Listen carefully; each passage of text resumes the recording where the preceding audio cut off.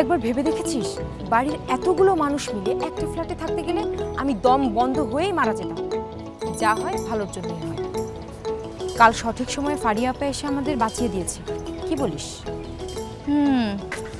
কিন্তু আমি ভাবছি অন্য কথা। কি?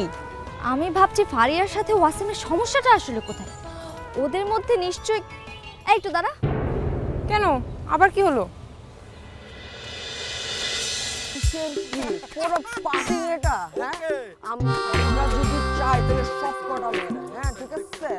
আরে এরকম করে এই কি রে, কই যাস তুই? আমার হঠাৎ করে একটা জরুরি কাজের কথা মনে পড়ে গেল।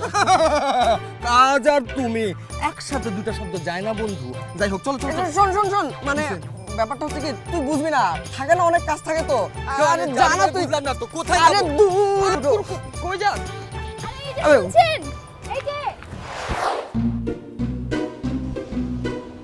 আচ্ছা, উনি এইভাবে দৌড় দিলেন কেন? সেটা আমি কি করে বলবো? মনে হয় ইয়ে পেয়েছে। আচ্ছা, প্র্যাকটিস কেমন চলছে? কিসের প্র্যাকটিস? খেলা টেলা? না, ওই পড়াশোনা খুব চাপ তো, তাই আর কি একটু কম। বাহ,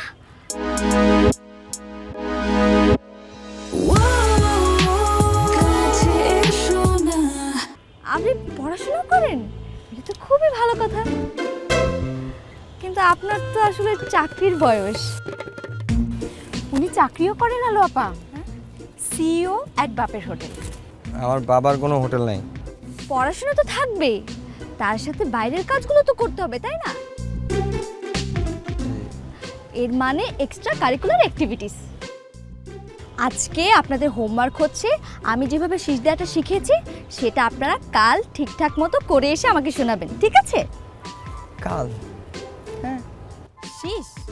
হ্যাঁ, আর যে কাজটা করতে হবে সেটা অবশ্যই সুন্দর গোছানোভাবে করা উচিত। তাহলে কাল দেখা হচ্ছে, ঠিক আছে? চল।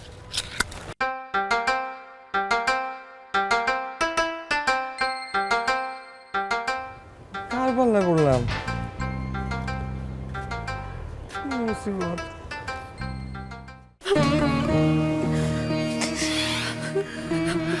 এত ভাবিস না বিথি, একটা ব্যবস্থা ঠিকই হবে।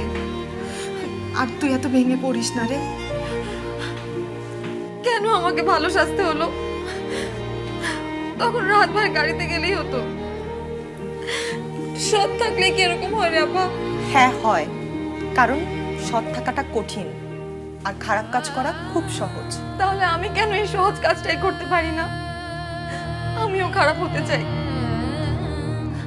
তাতে যদি আমার পরিবারের সবার ভালো হয় তাহলে কেন হব না? এসব কিচ্ছু করতে হবে না তোকে। তুই আবার পরীক্ষা দিবি, এখানে না হয় অন্য কোথাও। তুই যদি সারা জীবন চেষ্টা করে যাস তাহলে সারা জীবন আমরা সবাই তোর পাশে থাকবো। দেখলি তো আব্বা, মা যা বলেছিল তাই হলো। আমাকে দিয়ে আসলে কিচ্ছু হবে না, আমি একটা অকর্মা। চুপ, এমন কথা আর কখনো বলবি না, কখনো না।